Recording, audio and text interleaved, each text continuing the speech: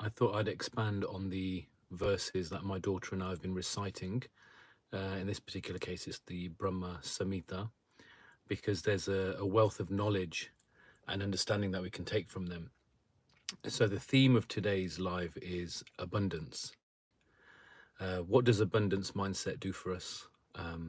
Conversely, what does a scarcity mindset do for us as well?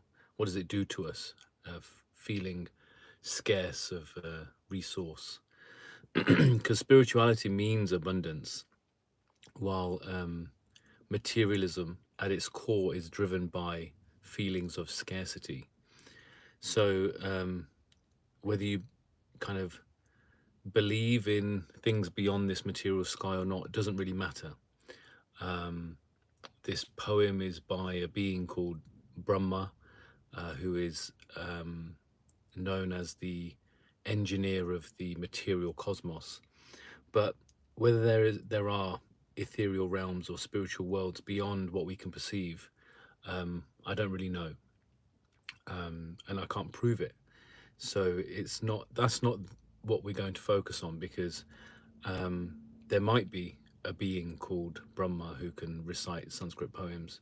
For me, I accept it as real, but I also accept that it's beyond my perception and beyond being able to prove anything. So what's more important is what we can take from the poetry, whether it's, so whether you accept Brahma Samhita, or anything to do with Hinduism as fictional or mythology, or whether it's something that you believe in as being more real than this physical world that we're in. Just suspend your disbelief really, and just take what you need to take. Especially because this verse that we're going to deconstruct is all about abundance. So I'm sharing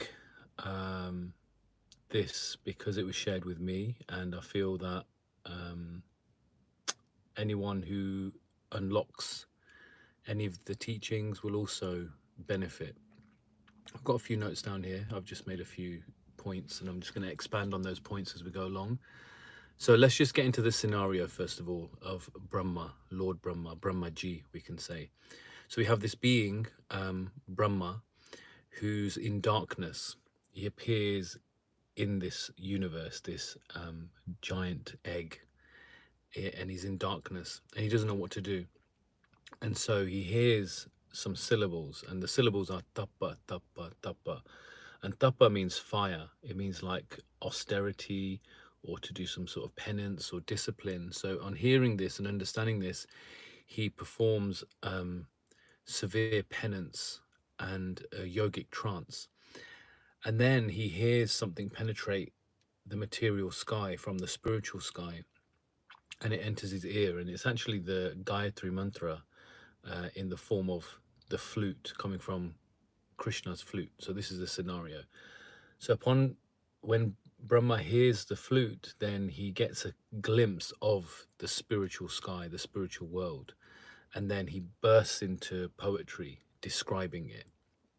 So this one verse that the first verse that my daughter and I did was it starts off with the word Chintamani, and in this verse there's going to be 4 things that represent abundance. So I'll recite it in Sanskrit, in the traditional way. I know there's a lot of rap and hip hop and grime drill beats that we've been using, but a lot of people have been saying they like the traditional way as well, so I'll say it like that.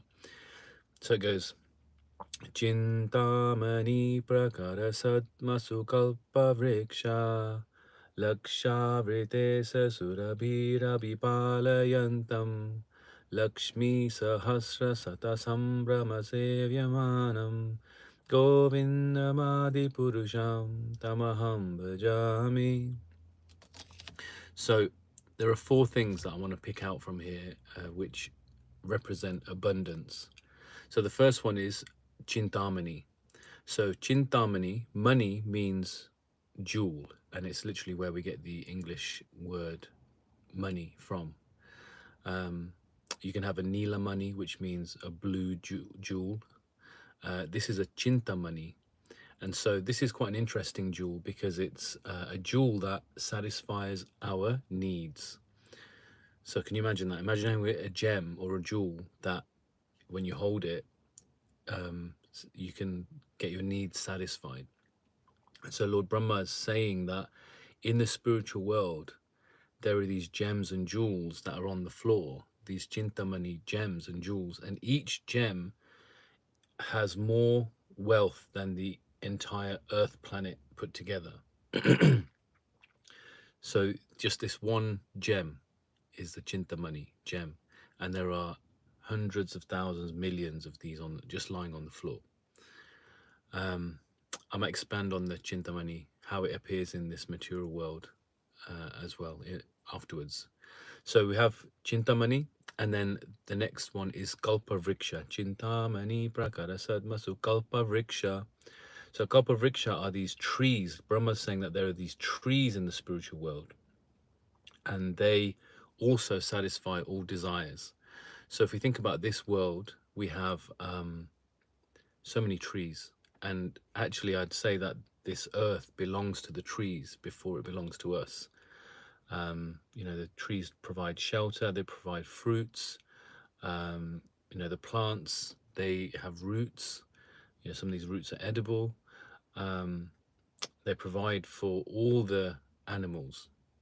So these Kalpavriksha trees are different in that they give abundance. So the trees in this world are the reason for our abundance. So in the spiritual world is even more so. Okay, so we've got Chintamani and we've got Kalpavriksha. And then we have this word Surabhi. Now Surabhi means pleasing, it means fulfilling, it also means charming, abundant. So Surabhi can mean the earth, and Surabhi can also mean the cow. It can also mean a goddess as well. So this idea that Surabhi is like just producing so much for us. So if we think about earth, first of all, Surabhi, if we think about the earth and the fact that we get so much in the sense of gems and jewels, vegetation.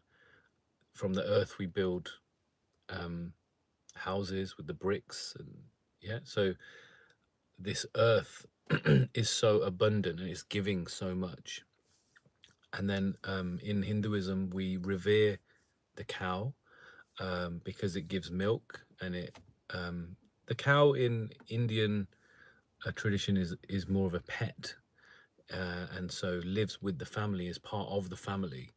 And so this is why some people ask, why do we worship the cow? We revere the cow because we take the cow as one of our mothers, and the earth is also one of our mothers. So yeah, it's that sense of abundance, giving. So we have Chintamani, Kalpavriksha, and we have Surabhi. And then we have Lakshmi Sahasra. Now, Lakshmi is the name of a goddess, and Lord Brahma is saying that he's seeing thousands, Sahasra, seeing thousands and thousands of goddesses. And this particular goddess, Lakshmi, is the goddess of fortune, or the goddess of auspiciousness. And even the English word luck or lucky comes from Lakshmi. So we have these gems and jewels, we have these trees, we have the earth, we have the goddess of fortune, we have auspiciousness. It's all there in the spiritual atmosphere, right? So when we meditate on this verse, we are trying to fill our lives with abundance. And this abundance attitude or mindset is so important. But before we look at the benefits of having an abundance mindset, let's look at the antithesis. Let's look at the scarcity mindset. I've just literally got a little list here, so I'll read them out and then I'll expand on some of them. Okay, so a list of 10 here. So if we have a scarcity mindset, yeah, then we have feelings of anxiety and worry, constant fear of not having enough, competitive with others. So those are the first three. So if I just reflect on my own upbringing, being a child of the Indian diaspora that were moved from East Africa to Britain, especially my maternal family, they were very wealthy and they had to literally leave everything and then come to the UK and just start off with nothing. So my mother, I can say in hindsight, probably had that trauma. And then, there was that sense of needing stability, security. So she's a bit of a workaholic, um, she wanting to provide for us, and then also not knowing whether it's going to happen again. We build something, and then all it takes is a little bit of propaganda and economic problems, and then the darker skinned folk are kicked out. Yeah, so there's that sense of anxiety and worry, and also my father's side, paternal side, my grandfather had a store, and he was known to go and give grains to people who didn't have enough. So that's what happens when you have an abundance mindset. You give because you have. And he would even give it and leave it on doorsteps, and people would not know who's given the grain. So this is the type of thing that my grandfather did. But the second one is a constant fear of not having enough. So straight away, if you have a scarcity mindset, we don't give. So if we have a society where no one's giving, then everyone's keeping, which leads on to the next two, which are difficulty in trusting others and hoarding mentality. So we don't want to share, right? So let's go through that list of 5 first again. So feelings of anxiety and worry, constant fear of not having enough, competitiveness with others. Rather than collaborating, we compete because we feel like everyone's fighting for the same position or resource, which is not necessarily the case. Difficulty in trusting others and a hoarding mentality. Then the last 5 are focusing on limitations rather than possibilities, and then increase stress and tension. So we just walk around this constant stress and tension because we feel either what we have is going to be taken, or we're anxious to take other things. And then there's a strained relationship due to a sense of scarcity, inability to fully enjoy the present moment, yeah, and persistent dissatisfaction and longing for more. So we might have a lot, we might have shelter, possessions, all these things, accolades, position, prestige.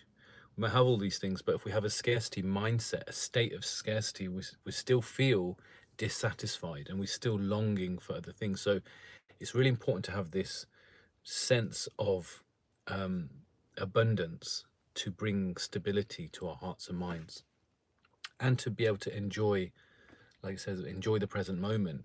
You're not able to enjoy the present moment because you've got this feeling of scarcity. Okay, so what does a sense of abundance do to us? So I've got another list of 10. So you get a deep sense of contentment. We have gratitude for what we have. We have confidence in abundance of opportunities, and we have an optimism for the future. And then we have feelings of generosity and kindness. Like, if you think about that little anecdote about my grandfather, yeah, you feel to give because you have so much. Empowerment to overcome challenge. So we become more resilient when we have this abundance mindset. And then we have an openness to giving and receiving freely. And we have a lack of fear or scarcity mindset. So there's the absence of that. So all those fears don't go away, and we feel satisfied. Belief in limitless potential. Excuse me. So yeah, I'm not one of these artificial positive people. I am quite pragmatic, but yes, having positivity is really important. Believing in potential, having hope, these are all very important things. So the question now is the resolution. How is it that we can connect to abundance? So we talked about the trees, we talked about the earth, and we talked about helping and giving each other. So we can sit and meditate on simply those things. So we can think about the earth and how much it gives to us, how much it has given to us all of our lives. We can think about some sort of heavenly body like the sun. The sun is constant. So if we think about astrology and symbolism, the sun represents something that never ends. So we can meditate on the sun. We can do what's called Surya Namaskar, which is sun salutation, and meditate on the energy of the sun. The sun is so abundant; it never stops giving. It's never nighttime for the sun, as we say. So we have the earth, we have the sun, we have the ocean. Okay, fine. You could put limits to the ocean. Okay, it is vast, but yeah, there are limits, and there's a limit to the depth, even though it is very deep. However, there are infinite waves. So there's so many experiences we can have, and these waves of emotion, or these waves of what can we say? Yeah, experience. Yeah, that's what we want, right? Our consciousness wants experience. So yeah, pick one of those things: the earth, the sun, the ocean, and anything beyond that. So we can even think of we might use the word God. We can think about a being or an energy that is beyond the tangible, beyond the sun and the moon and everything, and meditate on that. Whatever it is that is important for you to have a sense of abundance, find some time in the day to just sit and connect with that abundance. And the earlier you do it in the day, the better, because then you leave the house with that sense of abundance. And you don't have to be abundant. You don't have to have so many things, but having that sense of abundance is what is key. Yeah, like I said before, people have a lot, but they don't necessarily have abundance within them. Okay, so yeah, the earth, the trees, and then so I want to focus on Chintamani, the first word of this. So there is another in other scriptures, Chintamani is known as divine names. So how does Chintamani come into this material atmosphere? It is through divine names, or we say holy names. In Christianity, you say, hallowed be thy name. So whatever language you have, just pick a name of divinity that you vibe with, and just use that in your meditation to repeat, and just focus on that name, and then allow abundance to come through that name. That's what I do. I've been doing it for years, and you connect. For me, it's Krishna. Krishna means the all attractive. There are so many names you can choose, but this Chintamani is literally the holy name. So I personally do the Hare Krishna Mahamantra: Hare Krishna, Krishna Krishna, Hare Hare, Hare Ram, Ram Ram, Hare Hare. Whether it's an Arabic tradition you have, you can choose a name of God there, or whether it's of a different faith, or you can, like I said, choose a heavenly body that you can meditate on. So that's about 20 minutes of me talking about abundance. Yeah, let me know if you want to talk about anything else. I will keep drawing out some things from the verses. So just to recite the verse again: Chintamani prakarasad masukalpa vriksha lakshavite sasurbira vipalayantam lakshmi sahasra satasambhrama sevyamanam govindamadi purusham tamaham bhajami. All right, peace. Thanks for your brain.